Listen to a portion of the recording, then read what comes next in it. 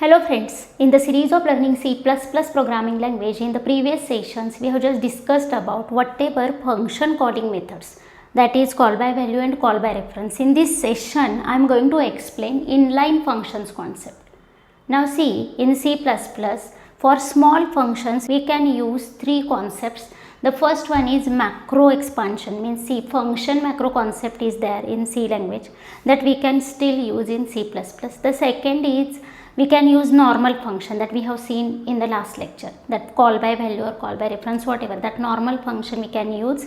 And third one is this one, that is inline functions. Now see, whenever we write that macro, that is function macro concept, then there is one problem, that function macro if you are using for writing small functions, then that will not be compiled.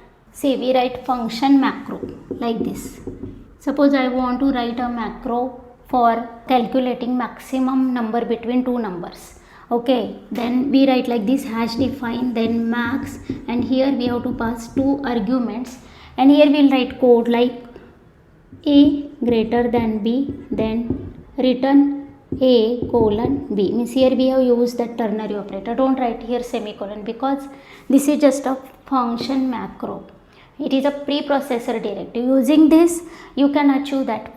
Here only one statement we want to execute, and for that we can use this function macro very easily, but there is no any type checking. See here, data type, you can give any data type. Okay, and that is applicable for all data types. All data types means like numeric data types, integer, float. Now if we use function macro, then what is the problem here? See, function macros are not compiled because this is just a preprocessor directive. Preprocessor means that will be executed by preprocessor. Now how it will work? Whenever in a program we write like max, suppose we are writing like max p comma q, and this p and q are suppose local variables of this function. Let there is a main, and here suppose we have declared two variables, integer p having value 5, q having value 6, and m variable is there. Okay, and in that m I want to get maximum in between this p and q. Then how I will write? I will write like this, m is equal to max and then p comma q. This is just a function macro. Here we are just calling that function macro. Okay, but here just like a function call it will not work. It will replaces this function call by this code at the time of pre-processing, means before compilation. Now here this code will be replaced and you will get perfect answer, no problem. But if there is any problem in this code, compile time error is there, syntactical error is there, then that will not be resolved. Means you will get that error at the time of execution. Means this code will not be compiled actually. You will get error at the time of execution directly. Okay, then we can display this maximum number inside, whatever stored inside m, that is in this way, like cout maximum number equal to m. In this way we will get perfect answer because here there is no any mistake. But see, preprocessors or whatever function macros we are writing, those are not debugged. This is one problem, and these are not type safe. Means here you can pass any type. If you are passing here type which is not supported by this, then you will get error. Okay, these are just some drawbacks of using function macro. Now we have to see how to resolve this. For that we can use normal function concept. Now see here, first we will write that function declaration. Now here we will write like return type is integer, then function name is max, and here we have to pass two arguments, let a comma b. Getting? Now this is just a function declaration. You can define here or here. Now here I am defining that function. See how to write. Simple again, return type is integer, function name is max, and here we are passing two arguments a and b. Now here you can use either ternary operator or you can use if else. Okay, anything you can use. Now how to do that? See, here we will write like this, integer let m, and m is equal to a greater than b, then a otherwise b. This is just a ternary operator. How it will work? It will first check for the condition. If it is true it will return a, otherwise it will return b. Okay, and now finally we have to return this m value from this function. This is just a normal function we can use to do the same task. Getting, this is the second way. Now again this is having some drawbacks. Now what are those? For that, just see, whenever we call any function, then what will happen internally? First, execution will start from main. Execution always starts with a main and ends at main. Okay, whether your program may have any number of functions. Now here our program is having two functions. The first one is main and the second one is max. But from that, the main will be always executed. The max should be called from that main. Now see, here we have declared two variables p and q. Whenever we call like this, normal execution is like this from first statement, second, third, fourth and so on up to the end of main. But whenever there is a statement like function call, then what will happen? The address of next instruction will be stored by CPU. Address of next means the instruction following the function call will be stored. After storing the address, CPU will store the arguments onto the stack. Okay, now whatever arguments will get stored onto the stack, and after that the control of execution will be passed here. Wherever there is a first statement of that function, there inside that function the control of execution will be passed. Now processing control will be passed. Next is all the instructions will be executed from that function. And finally, if that function is returning anything, any value outside, then that will be stored on CPU registers or any predefined memory block. Getting? See, whenever we call any function, whenever we call like this, then all these steps will be done internally by the processor. The first thing is the instruction address, the instruction following that function call, its address will get stored, okay, by that CPU. The second thing is whatever arguments you are passing, those will get stored onto the stack. Then processing control will be shifted here to the first line of that called function.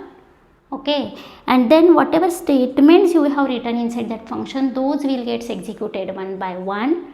Then finally, if you are returning any value, then that will be stored again inside CPU register or any previously defined memory block. Finally, again control will get passed here where, because its address has already stored. Okay, and if you are returning any value, then that will be automatically stored inside this M. And after that, processing control will be shifted here by looking at this address, whatever already stored by the CPU. And then again the execution will be started from that instruction till the end of that main. These are just steps whatever executed internally whenever we call any function. Now these are just overheads after calling a normal function. Now see, if we write normal functions for doing any small task, because this function is having very less code, then if we are comparing the advantages of functions and overheads, then overheads are big than the whatever advantages we are getting by using that function. And if you want both, if you want to achieve both, means you don't want these overheads and you want that functions concept to be used, whatever advantages provided by that functions concept, you want those advantages in your program, then you can use inline functions concept instead of normal functions. This is the main intention behind providing this inline functions concept by C++. Now let us see what is exactly this inline function. Now see, inline function is a function that is expanded in line where it is called. See, inline function is a function that is expanded in line. Now what does it mean? See, if instead of writing this normal function, if we have used inline functions concept, then whatever function call we are doing at that place, that function will gets replaced, that function code will gets replaced automatically. Okay, that's why these overheads are not there in case of inline functions. See how to do that. Just the syntax is like this. We have to just use inline keyword before function definition. Getting how? See, we will write like inline, then that return type, then function name, and in bracket if you want to pass any arguments, then you can pass with the data type, and then just statements from that function, that is function block. Getting? This is just how to write inline function. Inline function means what? Inline function is expanded in a line where it is called. Okay, means whatever code of that function that will gets replaced at the place of function call automatically. Getting? Means here everything will be executed automatically and the value will get stored inside yum, and this code will be replaced over here. This is just a concept of inline function. That's why whatever overhead of storing the address, then passing processing pointer here, then execute, again passing that function pointer here again, that overhead will gets reduced here, totally will gets reduced. And now how to declare that? Just attach inline keyword before function definition. This is the way to define a function as a inline. Now here what we can do, see here we have to modify this normal function, just we have to attach here inline keyword, but this definition we have to write first, then we have to call that function. Getting? This is just a concept of inline functions. Now see how we can modify this program using inline functions concept. See, first we will write just like normal hash include IOString. Okay, then using a namespace std, then we will directly write function definition here in case of inline function. Now here first we have to write that inline keyword and then just write function definition as a normal function. Okay, here return type is integer, function name is max, and here we are passing two integers, let integer a, integer b, and then what we have to return here, that is here we will declare one variable, let x, any variable you can declare. Now x is equal to a greater than b, then a, otherwise b. Now in this x there is a value, that is maximum value between this a and b. Because of this statement here we will get the maximum value inside x. Now here we have to return that x. This is just a change or modification. We have to write directly function definition before calling it. This is the first important point. And second one is, while writing that function definition, we have to just attach inline keyword before that function signature. Getting? Now just like a normal function call, we have to call it simple. Inside a main we can call function like this. Simple, there are suppose two variables again, p having value 5, q having value 7, and m variable we have taken here to store maximum value, or we can directly display. See, inside cout also we can directly display like cout maximum value is equal to, here we will just call that function directly, max p comma q. Where it is called means here that code will be automatically replaced, and that's why whatever overhead we are having inside a normal function, that will be totally reduced in this concept. Getting? Because this code will gets replaced here at this place, that's why automatically you will get the maximum value displayed. If you are calling this multiple number of times, whatever the places there, that code will be replaced at the time of compilation only. Again this is type safe, because here strict type checking will be there again. Then next one is, here these overheads are not present, that's why execution will be faster. Getting? These are just advantages of inline function, but some situations where we cannot use inline functions concept. First is if a function is recursive. Second, if function is having any type of loop. Then third one is if function is calling any other function, means see from this function if you are calling any other function, then this is not allowed. You cannot use inline functions concept. Now if function calling to any other function, if function is having any static variable, and next one is if function is having switch case or go to inside it.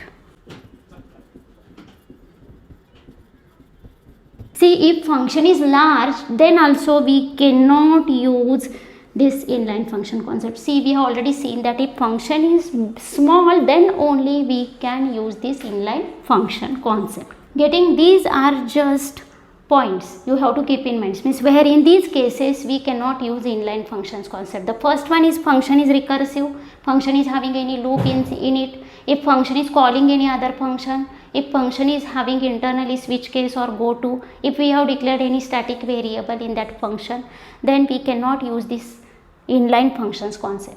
And the last point that you have to keep in mind while using this inline functions concept is this is not a command, this is just a request we are giving to the compiler. Getting? Means it is not like that always that function will be executed like a inline function, whether you are giving here inline function or not. If this function is capable of having that inline function capability, then only that will be considered as a inline, and that will be decided by the compiler. Means we cannot say here like we have written here inline keyword, means definitely we can say that this function will be expanded inline. Not like that, because that is just a request to the compiler, not a command. This is all about inline functions concept. In the next session we will see default arguments concept from this functions lesson only. Till that, take care. Bye bye. Thank you.